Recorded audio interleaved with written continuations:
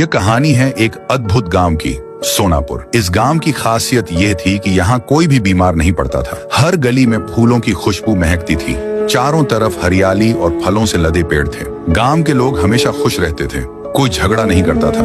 लोग इतने अमीर थे कि अगर किसी का पैसा गिर जाए तो भी कोई नहीं उठाता। पर इस स्वर्ग जैसे गांव में एक भयानक डर छिपा था। हर रोज एक विशालकाय चील गांव पर मंडराती थी। उसका नाम था रॉकेट। वह चील अचानक नीचे उतरती, किसी एक इंसान को पंजों में पकड़कर उड़ जाती। गांव वाले उसे रोक नहीं पाते थे। दरअसल रॉकेट चील व्हाइट 444 नामक एक खतरनाक अपराधी के आदेश पर काम करती थी। वह लोगों को पकड़कर एक दूर के बंगले के पिंजरे में बंद करवा देता था। व्हाइट 444 का नाम सुनते ही लोगों की रूह कांप जाती थी। गांव में जैसे ही रॉकेट उड़ती दिखाई देती, एक घंटी बजाई जाती। गांव वाले डरकर अपने घरों में छिप जाते।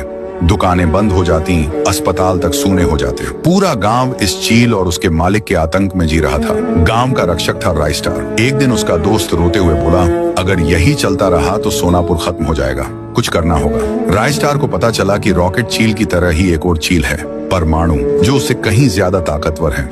वह बाइक उठाकर परमाणु को ढूंढने निकल पड़ा। रॉकेट चील ने उसका पीछा भी किया, लेकिन राइस्टार उसे चकमा देकर दूसरे गांव में पहुंच गया। खेतों में उड़ती परमाणु चील को देखकर राइस्टार ने उस पर एक वश में करने वाला बम फेंका। चारों तरफ धुआं फैल गया और परमाणु चील वश में आ गई। राइस्टार बोला, परमाणु जी, आपके जैसे एक चील रॉकेट हमारे गांव को तबाह कर रहा है, क्या आप उसकी मदद रोक सकते हैं? परमाणु ने बिना समय गंवाए रॉकेट के अड्डे की ओर उड़ान भरी। वहां पहुंचते ही चीलों के बीच घमासान युद्ध शुरू हो गया। पंखों से वार, पंजों से हमले और तेज चीखों के बीच लड़ाई देर तक चली।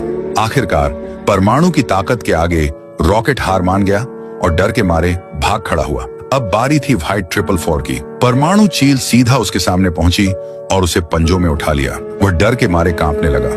राइस्टार के सामने उसे पटक दिया गया। जब व्हाइट 444 भागने की कोशिश करता है, तभी राइस्टार सामने आकर शॉटगन से उसकी खोपड़ी पर वार करता है। एक गोली और आतंक का अंत। व्हाइट 444 मारा गया। राइस्टार ने सोनापुर को आजाद कर दिया। गांव वाले फिर से हंसने लगे। खुशबू लौट आई और रॉकेट चील कभी वापस नहीं आई।